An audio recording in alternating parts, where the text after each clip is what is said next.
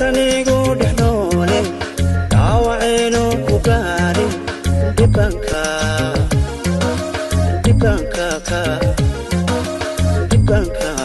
ilaasha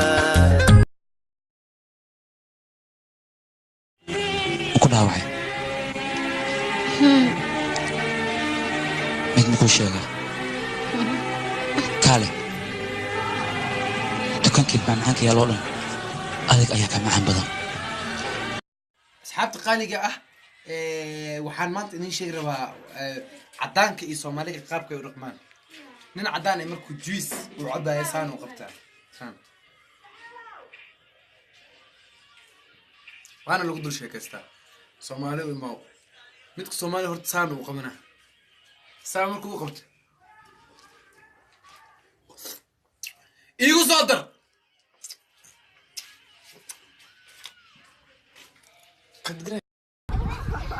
ويا في تشلنست نيو اعوذ بالله من الشيطان الرجيم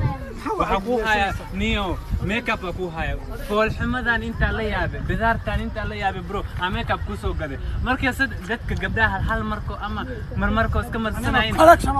collection oo marsay mar walba marso bro hadda bismillah hadda ma cadana كتب بسم الله الرحمن الرحيم تشلنست هذيك مية roodo ninka ay wadato oo extra large ah waxaan u malaynaynaa ninkii dili lahaa inuu yahay ragga xooga waaweyn iska ilaali xataa ayagoo hurday kugu seexan karaan naqaska dhab waa jiidatay duugtaada aan joogo kafay maana jaanis kuma haayo way galabta shir ayaan leeyahay aniga maqribkadan xitaa maqribka jaanis kuma helay okay berina xitaa beri jaanis kuma haayo aniga waqti la'aantan dib way adiga maxaad qabaa السلام عليكم عليكم السلام انت شداني إنك شدانو iga taatay orana adiga shidani adiga shidanaay orande waxaan ku yiri walaal magacaaga marwa marway hada isbarnaysada aygu sabin saacad babeena oo saluugle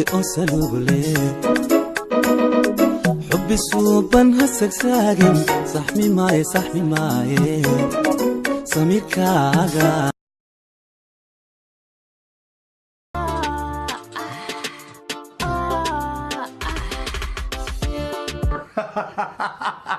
fartuun balbalaarka maanta adiga waxaaga hees maahe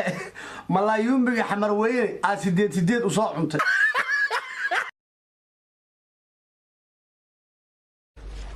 wadnahaagu adaga maxaad iigu nixi weyday aan isguursanne waa inaad qarash ka dhiibtaaye abbahaan ayuu noo imaan lacag hadduu dooni hooyadaasa waa inay timaad sodohdii weeyaane